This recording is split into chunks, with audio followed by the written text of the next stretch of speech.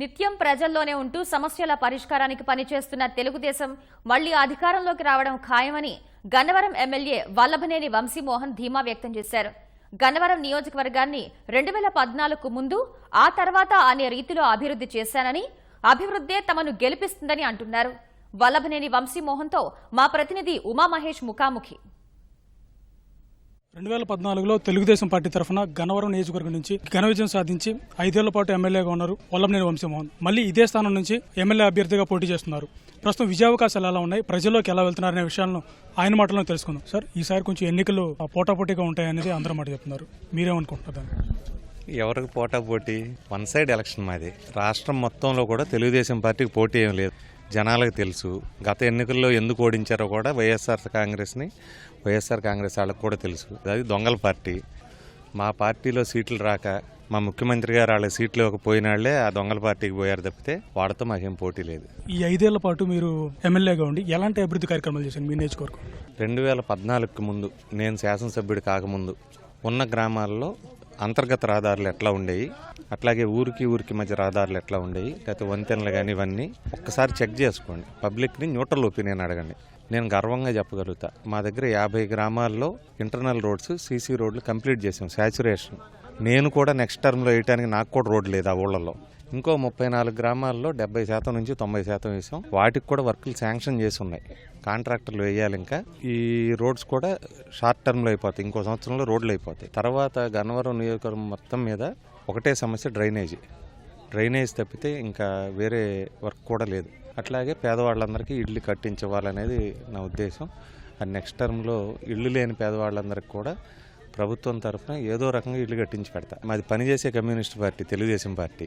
ఏ సెక్షన్ని కూడా వదలకుండా, ఏ వర్గాన్ని వదలకుండా అన్ని వర్గాలకి కూడా వాళ్ళ అవసరాలకు అనుగుణంగా పనిచేసే పార్టీ తెలుగుదేశం పార్టీ. కాబట్టి మేము నిత్యం ప్రజలతో ఉండాల్సిందే, మ్యాండేటరీ. అది పార్టీలో అందరూ కూడా అట్లాగే ఉంటారు, నేను ఒక్కడనే కాదు. మిగిలిన పార్టీల వాళ్ళైతే ఎన్నికలప్పుడు జనంలోకి వస్తారు. గన్నవరం నియోజకవర్గం నుంచి పుచ్చలపల్లి సుందరయ్య లాంటి వ్యక్తులు పోటీ చేసి గెలిచారు. ఆయన ఆదర్శంగా మీకు తీసుకున్నట్టు అనిపిస్తుంది? సుందరయ్య గారు జాతీయ రాజకీయాల్లోనే ఆదర్శమైన వ్యక్తి, ఇక్కడ ఒక్క నియోజకవర్గానికే పరిమితమైన వ్యక్తి కాదు కదా. ఖచ్చితంగా ఆయన ప్రభావం మా నియోజకవర్గం మీద ఉంటుంది. యార్లగడ్డ లాంటి వ్యక్తి వైసీపీ తరఫు నుంచి తొలిసారిగా పోటీ చేయబోతున్నారు.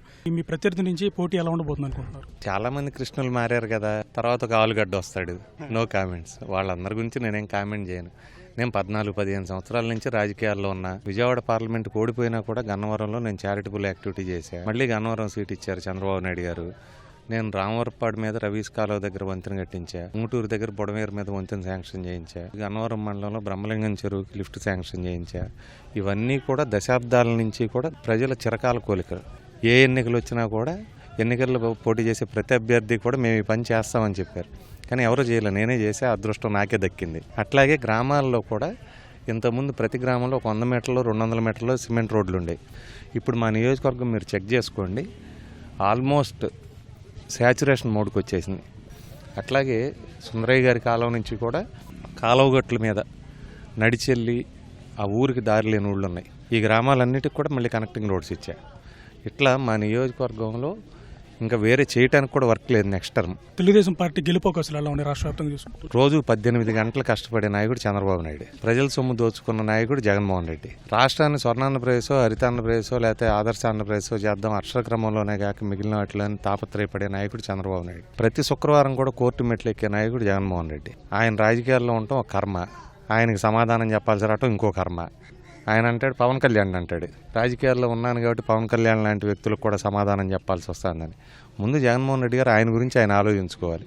అతనికి చంద్రబాబు నాయుడు గారికి నక్కకి నాగలోకానికి ఉన్నంత తేడా ఉంది. కృష్ణానదిలో నీళ్ళు లేని పరిస్థితి వచ్చింది, కృష్ణా డెల్టా ఎండిపోయే పరిస్థితి వచ్చింది. దీనికి గోదావరి ప్రాంత ప్రజలను ఒప్పించి మళ్ళీ దానికి కూడా తగాదాలు వేద్దామని చూశారు చాలామంది, మీ నీళ్ళు ఎత్తుకుపోతున్నారని. ఆ ప్రజలందరినీ ఒప్పించి వాళ్ళని కన్విన్స్ చేసి ముఖ్యమంత్రి గారు పోలవరం కుడికాల ద్వారా పట్టిసీమ నీటిని తీసుకొస్తే ఈరోజు మా నియోజకవర్గంలో 4 మండలాలు ఉంటే ఒక మండలమే పంట పండేది. ఇంతకుముందు 3 మండలాలే వాళ్ళు 2 పంటలు పండుతూ ఉన్నాయి. దార్శనికుడైన చంద్రబాబు నాయుడు గారికి ప్రజల సొమ్ముతో కంపెనీలు పెట్టుకున్న జగన్మోహన్ రెడ్డికి పోలికేంటి? ప్రజలకు కూడా తెలిసేది. ఇప్పుడు ఎన్నికలకి చాలా తక్కువ టైం ఉంది కదా, ఈ తక్కువ టైంలోనే ఈ ప్రచార వ్యూహం ఎలా చేస్తున్నారు? ప్రచారం ఏం అవసరం లేదు, నిత్యం ప్రజల్లోనే ఉంటాం కదా. వాళ్ళకి తెలుసు ఏ పార్టీ వాళ్ళు పనిచేస్తారు, ఏ పార్టీ వాళ్ళు పనిచేయరు, దొంగల పార్టీ ఎవరు అనేది అందరికీ తెలుసు. సీటు అమ్ముకున్నాడు ఒకడు, సీటు కొనుక్కున్నాడు ఒకడు. వీళ్ళు ప్రజాసేవ చేస్తామని తిరుగుతారు. వీళ్ళందరూ కలిపి నియోజకవర్గంలో 20 ఏళ్లు కనపడిన దాసరి జయ రమేష్ అతను పార్లమెంటుకు పోటీ చేశాడు. ఓడిపోగానే పల్లీలకి పాప్కార్న్ వాళ్ళకి తెలుగుదేశం పార్టీ జెండాలకు కూడా డబ్బులు ఎగ్గొట్టి పారిపోయాడు హైదరాబాద్. ఇప్పుడు మళ్ళీ 20 ఏళ్ల తర్వాత తగుదనమ్మా అని వచ్చాడు పోటీ చేస్తానని.